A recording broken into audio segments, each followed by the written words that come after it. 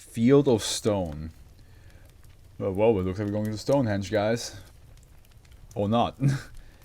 I expect a picture of Stonehenge here. maybe it's just, you know, there's a lot of like stone beaches where like there's giant rocks and boulders. It is considered safe though. SCP-1391 is to be surrounded by a 3-meter tall barbed wire fence.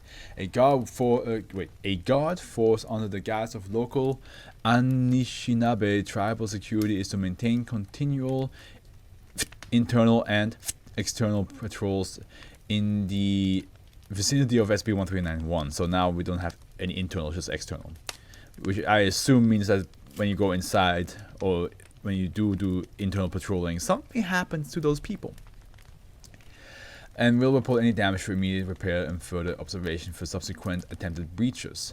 Any civilians approaching the exclusion zone are to be notified they are trespassing on protected, unceded Anishinaabe lands and escorted from the area. Civilians displaying resistance or refusal are to be detained, treated with Class C amnestics, and relocated to the nearest population center. Just drug. You're just gonna drug some people. I mean, at the end, that's what the Foundation has to do to make sure that people don't find the SCPs or, or you know, whatever the SCP can do, spread it around and so on and so forth. You don't want humanity to know about these things.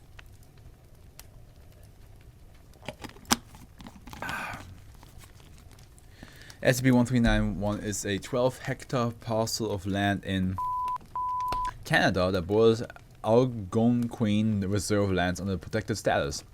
The land was previously owned by a local art professor.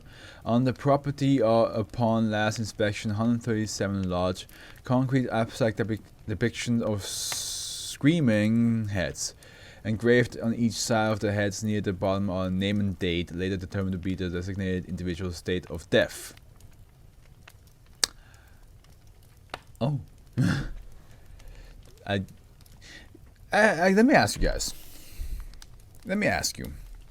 Because it's, of course, it's always like an interesting question. Would you rather know when you would die, or would you rather know how you would die? Both horrible things to go through, but it's still an interesting brain teaser, right? Because like when it says when, the fear of seeing like it's gonna happen in like very short, like a shorter time than what you hoped for, is what is scary, right? You're like, oh, like I hope I die. It says like in 50 years or something, but then it's like in 5 years. And you're like, oh. What? That soon? What will happen to me? And then when you say how you will die, then you're like, if it's gruesome, then it's just like you're like, oh great, now I'm gonna be paranoid around anything that has involved with that. But at the end, it could just happen in a way that like you don't expect. So yeah, I want to know, like, what would you guys prefer, to know when or to know how? They're determined to be the designated individual status. Yeah. Foundation investigation has uninformally determined that names sourced from the stones match those of individuals who have at some point visited the location. Of note is the observation that stones bearing the names of suicide victims are variously disfigured. It has been determined through corroboration of death records and incidental observation that the heads appeared at or around the time of death of the individual named on a given statue. The stones have been known to uniformly appear in locations not under current observation, such as around the perimeter fence or observation posts. Due to an apparent tendency for stones belonging to individuals with similar causes of death to group together, efforts by Foundation personnel to observe formation of a stone focus on those areas. Despite more intense observation, these efforts were ultimately futile, with new heads in some cases manifesting between frames of CCTV footage, or in one notable case in the blink of an eye, as reported by a dismounted patrol element.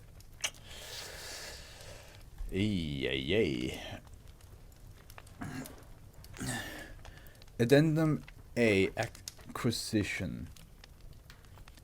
Interviews with the previous owner shows that purchased the property in the summer of with the stated intention of using it as a retreat for his art students.